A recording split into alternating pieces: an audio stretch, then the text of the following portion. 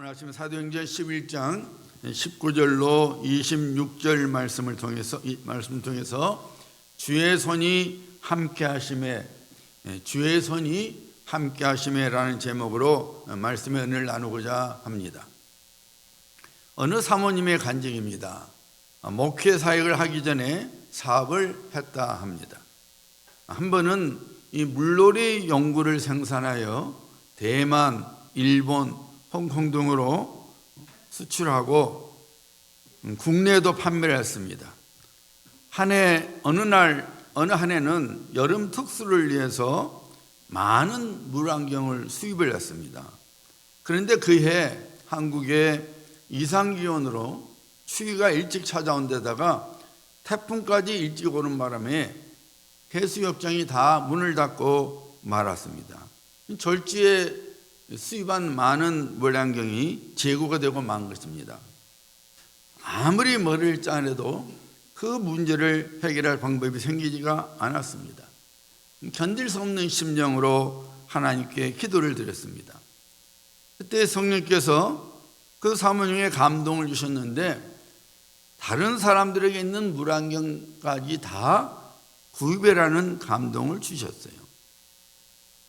해수욕장이 문을 닫고 그 물안경이 쓸모가 없는데 성령께서 그 사모님의 마음에 감동을 주시기를 물안경을 사라 그러니까 다른 사람들은 물안경 사라니까 경험상으로 또 이성적으로 이해는 안 갔지만은 그럼에도 불구하고 재물 얻을 능력이 하나님께 있음을 믿고 그 성령의 감동대로 물안경들을 구입하기 시작했습니다. 그렇지 않아도 물안경을 파는 사람들이 해수욕장 문을 닫는 바람에 재고가 됐는데 누가 산다 그러니 얼마나 좋아요. 그러니까 덤핑 가격으로 그것도 어음으로 그 사모님에게 다 물안경을 팔았습니다. 그래서 창고에 물안경이 산더미처럼 쌓여 있어요.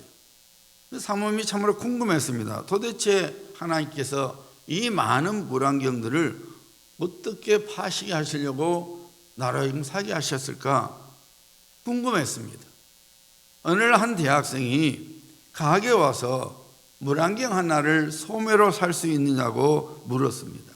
그랬더니 그 사모님이 낱개로는 안 팔고 이건 도배상이라고 말하려 하다가 이 물안경을 철이 지난 물안경을 왜 살려냐고 물었어요. 그랬더니 그 대학생이 하는 말이 체류탄 때문에 눈이 너무 매워서 데모할 때 쓰려고 한다고 했어요. 그 당시 매일같이 대학생들이 데모를 하던 때였습니다. 창고에 산더미처럼 쌓였던 물안경이 체류탄이 터지는 데모 현장에서 날개에 돋은 듯이 팔렸습니다. 하나님께서 물안경을 보란경으로 팔게 하신 것이죠. 이후부터 그 사모님은 사업하는 방법이 달라졌다 합니다. 내가 가지고 있는 경험이나 고정관념을 포기하고 무슨 일이든지 하나님의 지혜를 구했다 합니다. 그때부터 사업의 범위가 대한민국을 넘어서 전 세계로 넓혀졌다고 합니다. 어느 언론 목사님의 간증이에요. 그 목사님이 전도사 시절에 고등부 담당을 했습니다. 그는 고등부 3학년 학생들이 아무리 공부를 해도 성적이 오르지 않는 것을 보게 되었어요. 그래서 그 목사님이 전도사 시절에요 곰곰이 생각했습니다. 저렇게 열심히 공부하는데 왜 성적이 오르지 않을까? 가만히 생각해 보니까 그것은 그 학생들에게 힘이 없기 때문이라는 것을 알게 됐어요. 계속 공부에만 매달리니까 나중에는 아무리 공부를 해도 더 이상 효과가 없는 것이라고는 효과가 없다고 판단이 들었어요. 그때부터 이 목사님이 학생들에게 자기 담당 학생들에게 주일 성수를 철저하게 가르치기 시작했습니다. 너희들이 좋은 대학에 가고자 한다면 주일에는 예배를 드리고 공부하지 말고 쉬어라. 그러자 부모가 되는 권사님들, 집사님들이 벌떼처럼 전사님에게 찾아와서 항의를 했어요. 전사님이 책임질 겁니까? 왜 공부를 하지 말라고 합니까? 주일에 와서 예배를 드렸으면 됐지 왜 과외도 하지 말라고 그러고 공부도 하지 말라고 전사님이 우리 애들 책임질 것이냐고 막 난리를 쳤습니다. 그때 그 전사님이, 이제 목사님이죠, 이 학부모에게 말한 겁니다. 권사님들, 집사님들, 하나님께서 책임지십니다. 공부 잘하고 좋은 대학에 가려면 주일에 공부를 하지 말고 쉬어야 합니다. 그것이 주일입니다. 나중에 보니까 한 학생이 그 목사님 말대로 주일에 예배를 드리고 공부를 하지 않았어요. 그랬더니 서울대학교 들어갔어요. 그리고 간증을 했어요. 내가 전사님 말씀대로 주일을 온전히 지켰더니 서울대학교에 합격할 수 있었습니다. 그 동생도 서울대학교에 들어갔습니다. 제일 심하게 항의를 했던 집사님의 아들이 전교 45등에서 17등으로 성적이 올라갔어요. 이렇게 되니까 학생 수가 3년 만에 100명에서 400명으로 출석하는 교회가 되었습니다. 그 교회 장년 수가 그 당시에 500명이었답니다. 그러니까 거의 장년과 맞먹는 학생들이 예배를 참석하고 주일을 지켰던 것입니다. 그 목사님이 하나님의 말씀들을 하니 학생들의 성적이 훨씬 더 좋아졌다고 간증을 했습니다. 이 두 간증을 통해 배우게 되는 영적 교훈이 뭡니까? 하나님께서 하시고자 하는 일은 반드시 그대로 이루어진다는 것입니다. 사람의 힘과 지혜와 능력으로 인생이 세워진 것이 아니라 오직 하나님의 지혜와 능력으로 인생이 세워지게 된다는 것입니다. 그러면 여러분, 우리가 어떻게 해야 합니까? 내 방법과 내 고집을 버리고 하나님의 말씀에 순종하는 믿음의 삶을 살아가야 합니다. 주님의 손이, 하나님의 손이 우리와 함께 하시면 우리의 삶 속에서 반드시 하나님의 구원이 나타나게 되어 있습니다. 자, 오늘 본문 말씀 19절과 20절을 보시길 바랍니다.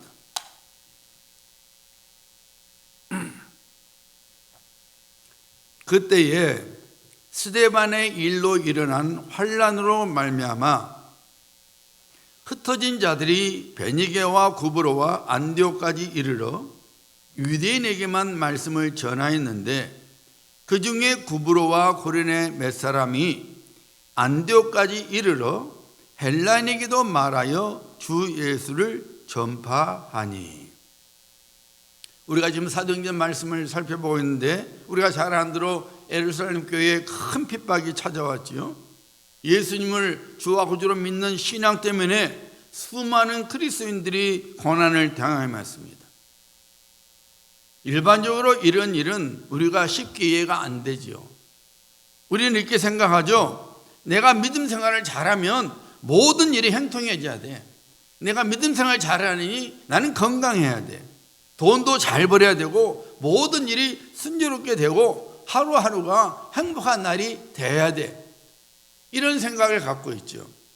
그런데 막상 우리의 현실이 우리가 생각하는 것과 우리가 바라는 것과의 반대로 흘러가면은 그만 믿음이 흔들리고 말죠. 의심과 절망의 포로가 되어 살아갑니다. 하나님의 살아계심의 신앙이 흔들게 됩니다. 재물을 얻을 능력을 주시는 하나님께 대한 신뢰가 깨어집니다. 반석이시여 피난처가 되시는 하나님께서 더 이상 우리에게는 어떤 의미가 없는 그런 분으로 여겨져 버리게 되죠. 이것이 우리가 갖고 있는 어떤 착각이죠. 예루살렘 교회 성도가 여러분 왜 환난을 만났습니까? 왜 초대교회 성도들이 핍박을 당했습니까? 왜 고향을 떠나서 흩어져서 나그네 삶을 살아야만 했습니까? 그들이 범죄를 저질렀기 때문입니까? 누구에게 사기를 쳤습니까? 아닙니다. 오직 한 가지 이유 때문이었죠. 예수 그리스도를 믿는 신앙 때문이었어요. 예수님을 믿기 때문에 핍박을 당했고 예수님을 믿기 때문에 흩어져서 나그네 삶을 살아야만 했어요. 어떻습니까, 여러분? 여러분들은 예수님을 믿는 신앙 때문에 손해보신 적이 있습니까? 예수님을 믿는 신앙 때문에 고난을 당해본 적이 있습니까? 예수님을 믿는 신앙 때문에 재정적인 손실을 경험해보신 적이 있습니까? 예수님을 믿는 것 때문에 혹은 예수님을 섬기는 것 때문에 다른 사람들로부터 손가락질을 받거나 억울한 일을 당한 적이 있습니까? 외국 사람들이 한국 사람만 보면은 하는 말이 있죠. 빨리빨리입니다. 우리 한국 사람들처럼 서두르는 사람이 없죠. 음식을 시켜도 빨리빨리, 차 혹은 비행기에서 내릴 때도 빨리빨리, 엘리베이터 탈 때도 버튼 눌리는 사람은 대부분 우리 한국 사람들입니다. 저절로 서셔야 되는데 뭐가 그렇게 급한지 눌려요. 외국에 관광 나온 어떤 한국 사람들 명이 식당 안에서 음식을 빨리 달라고 성화를 해대랍니다. 그것을 그 식당 안에 지켜보던 다른 한국분이 저분들이 관광 일정이 굉장히 타이트해서 급한가 보다, 그래서 저렇게 성화를 부리는가 보다 생각을 했어요. 음식이 나오자마자 번개불에 콩고 먹듯이 막 음식을 팍 먹더니요 다다닥 나가더래요. 되게 급한가 보다 했어요. 근데 그 사람이 이제 나중에 자기 식사를 마치고 나갔더니요 그렇게 성화를 대고 번개불에 콩고 먹듯이 밥을 먹던 사람들이 식당 앞에 벤치에 턱 앉아있더래요. 무슨 급한 용무가 있어서 빨리 먹은 거 빨리 달라 한 거 아니라 습관이 돼가지고서는 아무 일도 없는데 바쁘지도 않은데 습관이 돼갖고 빨리빨리 음식을 달라고 그러고 빨리빨리 음식을 먹더라는 거예요. 어떤 사람이 택시를 타자마자 빨리 가자 하니까 택시기사 그랬다 하잖아요. 그렇게 바쁘면 어찌 타지 그래 쉬고 갔다는 거예요. 여러분, 많은 사람들이 그냥 특별한 목적도 없이 어떤 특별한 이유도 없이 음식을 빨리 달라 그러고 빨리 먹고 그렇게 하는 것처럼 신앙생활도 그렇게 하는 경우가 많아요.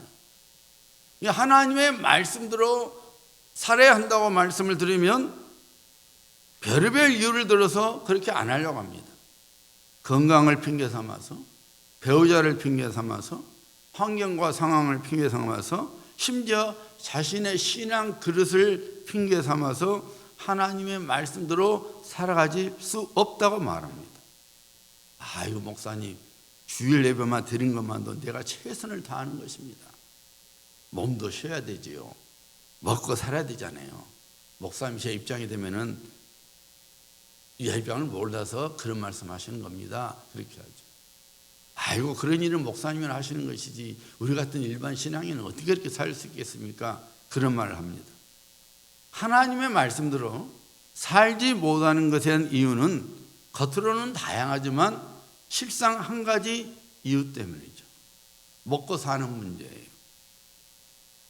여러분, 교회 안에는 신앙이 있는 사람은 아닙니다. 어느 교회든지 무늬만 신앙인이 있어요. 쉽게 말하면 교회는 다니지만은 믿음이 하나도 없는 분이 있어요. 어느 교회든지 있어요. 하지만 대부분의 성도들은 믿음이 있죠. 믿음이 있기 때문에 주일에 교회 와서 하나님께 예배를 드리는 거죠. 그런데 문제는 내가 먹고 살아야 되니까 하나님의 말씀대로 살지 못하는 거예요. 그런데 여러분, 정말로 왜 먹고 사는 것이 힘든지 아십니까? 내가 먹고 사는데 시간 투자가 적어서 그렇습니까? 시장 경기 때문입니까? 아닙니다. 하나님의 말씀대로 사는 데에 내가 목숨을 걸지 않아서 때문이에요. 지금 당장은 망할 것 같고 지금 당장은 빈털터리 될 것 같아도 하나님의 말씀에 전적으로 순종하면 우리 인생은 결탄코 망하지 않습니다. 하나님의 백성들이 하나님의 말씀대로 살지 못하니까 자동적으로 세상에 끌려 다니는 거예요. 하나님의 포로가 되어 살아가야 되는데 그 하나님의 포로에서 벗어나니까 세상의 포로가 되어 살아가는 거예요. 여러분, 먹고 살기 힘들어서 하나님의 말씀대로 살지 못하는 것이 아닙니다. 하나님의 말씀대로 살지 못하니까 먹고 살기가 어려운 거예요. 그것을 알아야 돼요. 내가 먹고 살아야 되니까 신앙생활이 힘들어요가 아니에요. 절대 아니에요. 내가 신앙생활을 잘못하기 때문에 먹고 사는 것이 힘든 거예요. 애쓰다가 죽으면 죽으리라 하고 하나님 말씀에 순종했더니 본인과 모르드게만 살았었던 것이 아니라 수많은 유다인들이 다 살게 되었어요. 무거운 법궤를 메고 물이 넘치는 요단강에 들어가는 것은 이성적으로 불가능한 일이죠. 그럼에도 불구하고 하나님의 말씀에 순종하여 제사장들이 그 무거운 법궤를 메고 물이 넘쳐나는 요단강에 들어가니까 온 이스라엘 백성들이 그 범람한 물이 멈춰지고 그것을 건널 수가 있는 하나님의 구원의 역사가 일어난 것입니다. 하나님께서는 그의 말씀에 순종하는 사람에게 그의 손을 펼치십니다. 여기서 하나님의 손은 하나님의 능력을 의미합니다. 주의 손은 하나님의 능력을 의미하는 구약적 표현이에요. 출애굽기 9장 3절이죠. 여호와의 손이 들에 있는 내 가축 곧 말과 나귀와 낙타와 소와 양에게 더하리니 심한 돌림병이 있을 것이며, 하나님의 능력이 가축에 임하면은 하나님께 불순종하니까 질병이 들겠다는 것이죠. 여호수아서 4장 24절이죠. 이는 땅의 모든 백성에게 여호와의 손이 강하신 것을 알게 하며, 여호와의 손, 하나님의 능력이라고 말입니다. 사무엘상 5장 6절이죠. 여호와의 손이 아스돗 사람에게 엄중히 더하사 독한 종기의 재앙으로 아스돗과 그 지역을 쳐서 망하게 하니, 여호와의 손, 주의 손은 하나님의 능력을 의미하는 거예요. 누가는 이 구약적 표현을 그대로 가져다 쓰고 있는 거죠. 오늘 본문 말씀 21절에 나오죠. 보세요. 주의 손이 그들과 함께 하심에 수많은 사람들이 믿고 주께로 돌아오더라. 주의 손, 곧 하나님의 능력이 누구와 함께 하셨다고 누가는 선포하고 있습니까? 예수님을 믿는 신앙 때문에 환난을 당하고 쫓겨남을 당한 사람들과 함께 하셨다고 본문 말씀은 증거하고 있어요. 신앙 때문에 고난을 당하고 흩어져서 다른 곳으로 가야만 했지만은 그들은 그들의 믿음을 포기하지 않았어요. 원치 아니하는 상황과 환경으로 인하여 얼마든지 그들의 신앙을 포기할 수 있었음에도 불구하고 초대교회 성도들은 그렇게 하지 않았습니다. 오히려 반대였습니다. 고난을 당하고 그래서 내어 쫓김을 당했지만은 그들은 예수 그리스도를 믿는 믿음을 절대로 포기하지 않았습니다. 주님의 뜻에 순종하는 것을 포기하지 않았습니다. 오늘 본문 말씀이 나왔죠. 흩어진 곳에서 그들이 뭘 했댔어요, 여러분? 예수님을 전파했어요. 예수 믿었더니 내가 잘 살 줄 알았더니, 예수 믿으니까 만생통할 줄 알았더니 내가 쫓겨나가게 해서 내가 지금 내 생명을 잃어버리게 생겼어. 지금 뭐야 이거? 안 믿어. 그러지 않았어요. 예수 믿는 신앙 때문에 고난을 당하고 예수 믿는 신앙 때문에 내 쫓김을 당해서 나그네 삶을 살고 있었지만은 그들이 가는 곳에 뭐 했다 했어요, 여러분? 그들이 믿고 있는 예수님을 전파했다는 거죠. 하나님의 뜻에 순종한 것입니다. 오늘 19절에 나오지 않습니까? 그때에 스데반의 일로 일어난 환난으로 말미암아 흩어진다. 환난 때문에 흩어졌다고 했어요. 그들이 뭘 했다 해서 여러분? 베니게와 구브로와 안디옥까지 이르러 유대인에게만 말씀을 전하는데 20절이죠. 그 중에 구브로와 구레네 몇 사람이 안디옥에 이르러 헬라인에게도 말하여 주 예수를 전파하니. 예수님 믿는 것 때문에 핍박을 당했지만은 집을 버리고 나그네 삶을 살아야 했지만은 그럼에도 불구하고 예수님을 믿는 믿음을 포기하지 않고 오히려 그 예수님을 그 흩어진 곳에 가서 증거했다고 성경은 증거하고 있어요.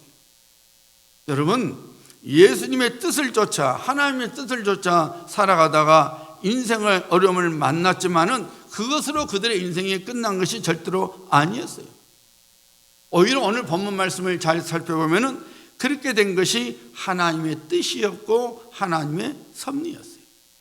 겉으로는 신앙의 핍박으로 인하여 흩어져서 다른 지역에서 가서 살 수밖에 없었던 것처럼 보이지만 실상은 하나님께서 하나님 나라를 확장시키려고 그렇게 만드신 거예요. 하나님께서 그들과 함께 주셨습니다. 어떻게 함께 하셨어요? 하나님의 손으로, 하나님의 능력으로 그들과 함께 주셨어요. 하나님께서 그들 인생 속에 함께 하시니까 그들을 통해서 하나님의 나라가 세워지고 확장되었어요. 여러분, 이제 안디옥 교회란 말이 오늘 본문 말씀이 나오죠. 여러분, 안디옥 교회가 어떤 교회입니까? 순전히 이방인들로 이루어진 교회였어요. 예루살렘 교회는 유대인들로 이루어진 교회였지만 이 안디옥 교회는 이방인들, 그러니까 유대인이 아닌 사람들로 이루어진 교회였어요. 나중에 성령님의 말씀에 순종하여 바울과 바나바를 선교사로 파송한 교회죠. 바나바와 바울의 전도 활동을 하여 소아시아, 오늘날의 트리키의 지역과 유럽의 교회들이 세워지게 되었죠. 참으로 예수 그리스도의 복음이 사방팔방으로 전파되는데 그 시작이 바로 안디옥 교회예요. 그런데 그 안디옥 교회가 어떻게 세워졌어요? 흩어진 사람들이 그 안디옥에 가서 복음을 전하니까 안디옥 교회가 태어난 거예요. 하나님의 섭리였어요. 겉으로 봐서는 핍박을 당해서 내가 고향을 등지고 남의 지역에 가서 남의 나라에 가서 살게 되는 것 보였지만은 하나님께서는 그들과 함께 하셔서 그들을 통해서 하나님의 교회들이 세워지게 하고 하나님의 뜻대로 복음이 예루살렘만 머물러 있는 것이 아니라 사마리아를 벗어나고 트리키 지방까지 유럽에까지 하나님의 복음이 퍼져나가게 만든 것입니다.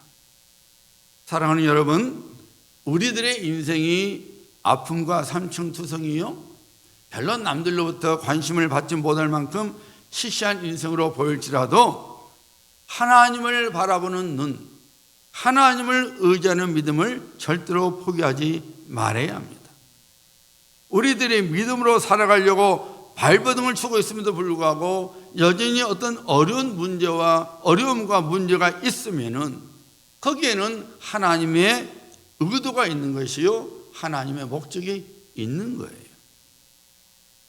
그 어려움을 통해서, 그 문제를 통해서 하나님께서는 내 삶 속에서, 우리 삶 속에서 하나님의 뜻을 이루기를 원하시는 거예요. 본문 말씀 속에 그리스도인들처럼 우리 역시 하나님의 말씀에 순종하는 것에 모든 것을 걸어야 합니다. 비록 아프고 실망으로 가득 차 있는 인생일지라도 그 인생 속에 여전히 하나님의 뜻과 말씀을 쫓아 살아가야 합니다. 그러면 반드시 하나님의 능력이, 하나님의 손이 우리와 함께 하십니다. 그리고 그 능력으로 우리 인생이 세워지게 됩니다. 하나님께서 놀라운 구원을 보여주시고 우리의 인생을 참으로 가치 있는 인생, 의미 있는 인생, 영광스러운 인생으로 세워주시는 것입니다. 오늘날 여러분, 많은 우리 그리스도인들의 문제점이 뭐예요?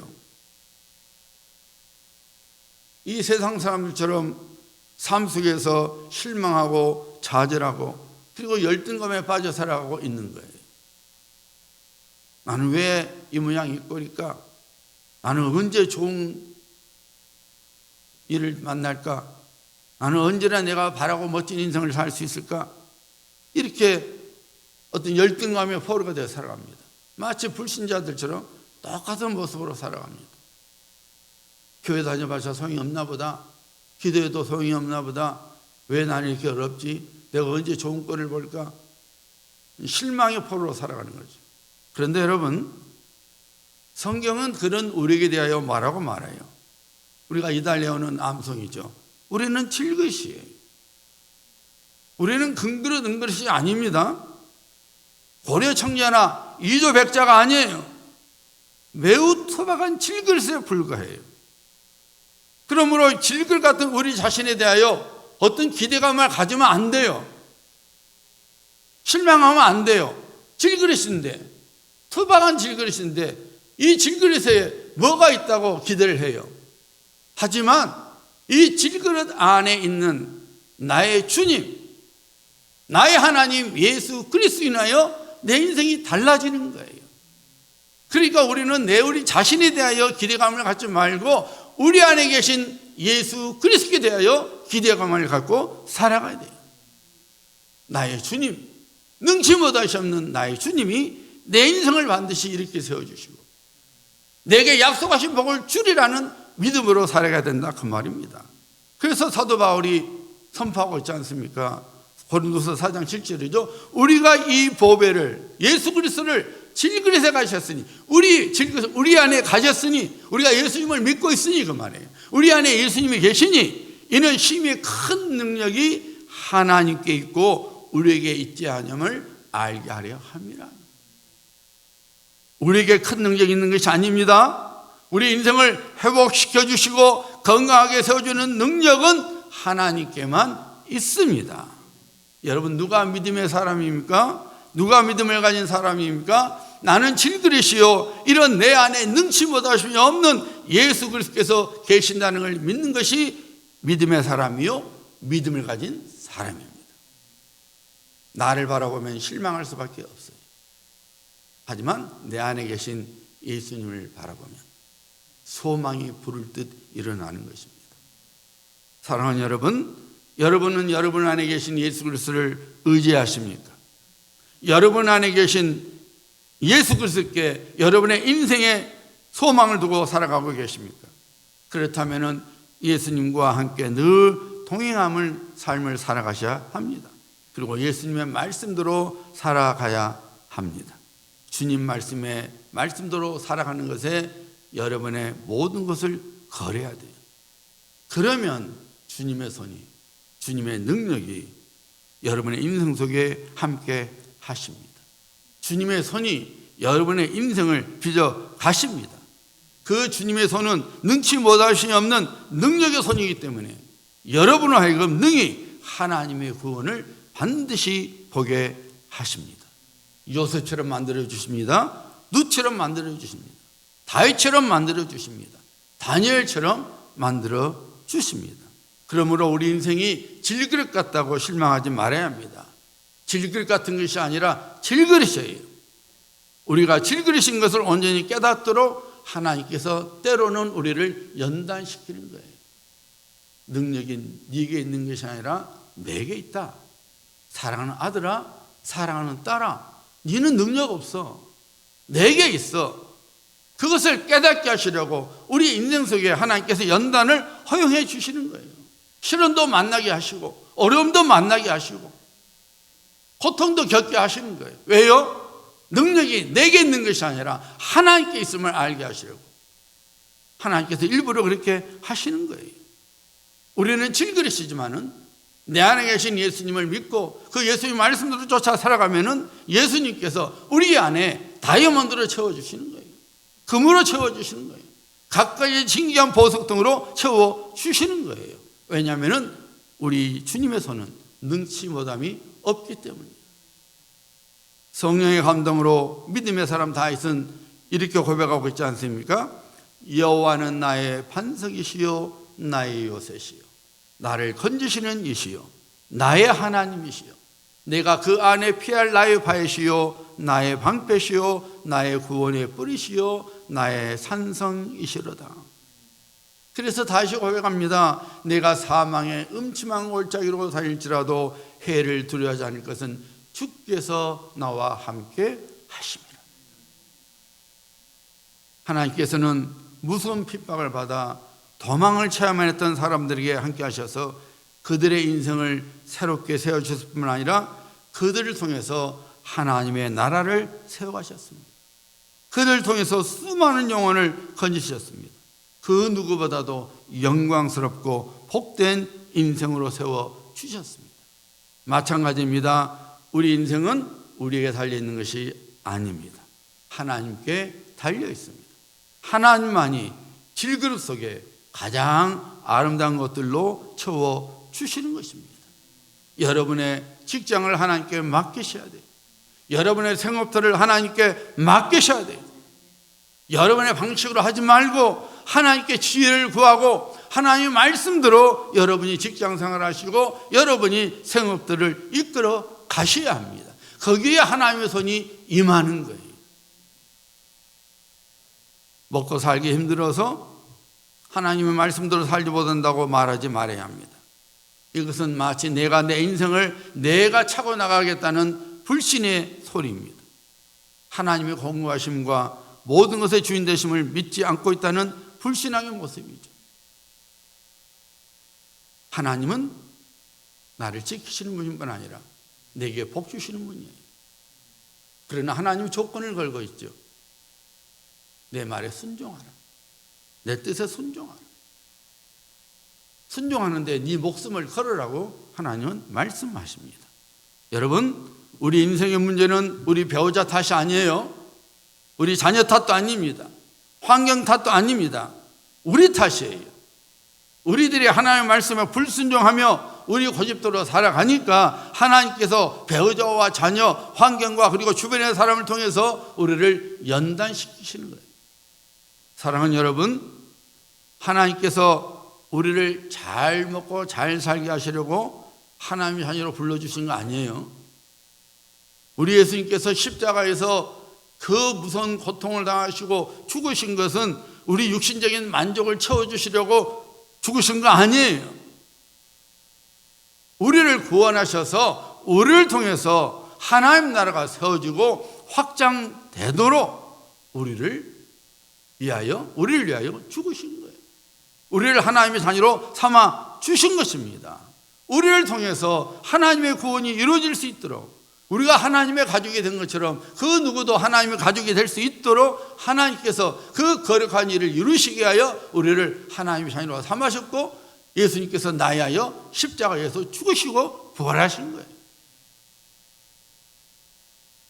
하나님께서 우리를 사용하시고자 우리에게 건강 주시는 거예요. 하나님께서 우리를 사용하시려고 우리에게 물질 주시는 거예요.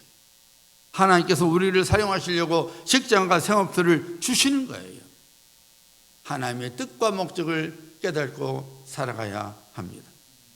사랑하는 성도님들, 우리 인생 속에 주님의 손이 함께 있음을 믿으셔야 합니다.